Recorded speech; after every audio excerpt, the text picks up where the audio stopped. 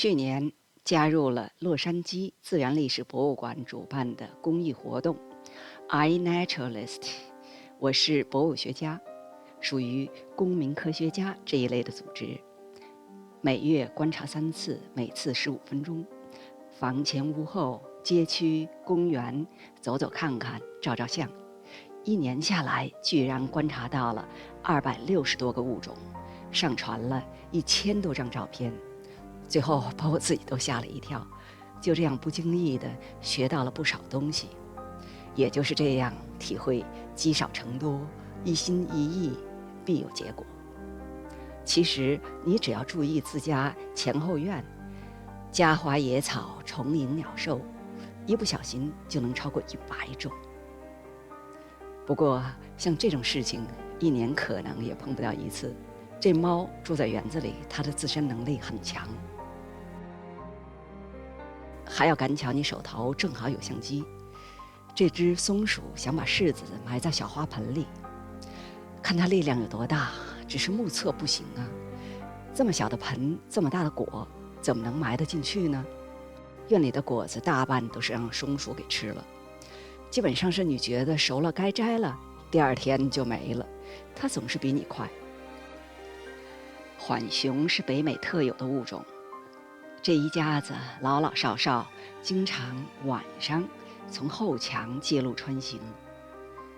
这个小家伙是初生牛犊不怕虎。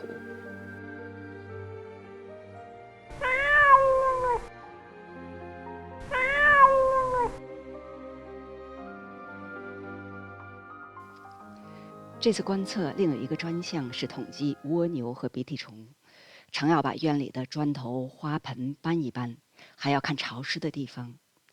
看，就是西瓜虫也能长得如此灿烂，背上像刻着甲骨文。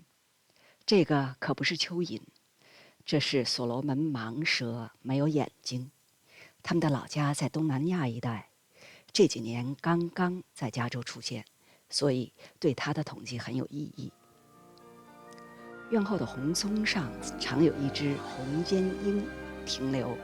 有一天听到它在树上厉声嘶叫，几只乌鸦绕树盘旋。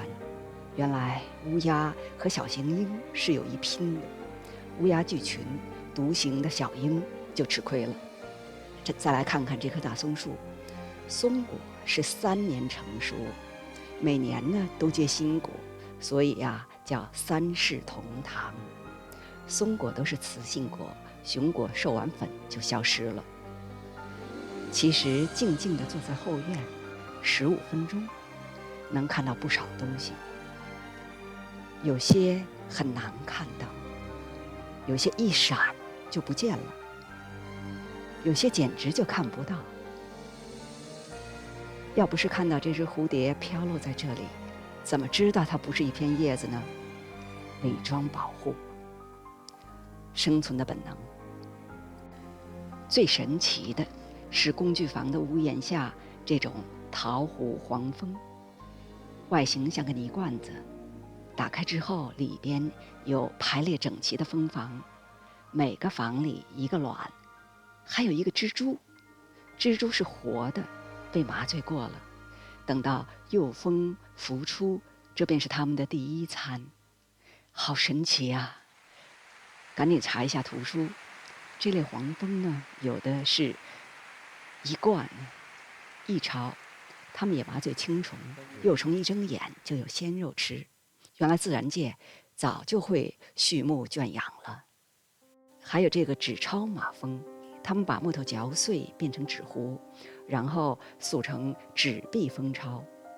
据说中国发明造纸术，就是2000多年前一位官吏观察到这种现象，激发灵感，叫匠人实践。这可能是仿生学最早的证例。到小区走走，这片民居是1970年前后建起来的，有50多年了。向北远眺洛杉矶市中心，东边望去就是港口。有7种户型沿着山坡拐出弯来，安排的错落有致。感恩呐，每家的前院都精心打造。在人家门口拍照，要记得挂上公民科学家的牌照。社区里主要看植物，邻居之间用作隔离的灌木墙，植物各种各样。川七的花开得好看又香，藤本，叶子能吃。桃金娘，花朵美丽，它们都源自亚洲，却在美洲繁盛，被归为强势入侵品种，所以市场和苗圃没有出售。空阔的郊外，我常去的是岩石海岸，低潮的时候去，那里生物多样性是最高的。海胆、海葵、鹅颈藤壶、橡子藤壶、加州异贝。我发现了这朵美丽的海花，这在南加州罕见，俗名是圣诞花，是一种管虫。这个别弄错，这是岸边的陆生植物，冰草一类的。其实海边人更好看，带着孩子来探险，来发现这个小姑娘是不是那朵圣诞海花变的。大自然好看吧？这样的工作让人心旷神怡，把自己周边看到的动物、植物汇集到加州的物种统计数据库。10年以后，100年以后，后人跟着我们记录这些变化。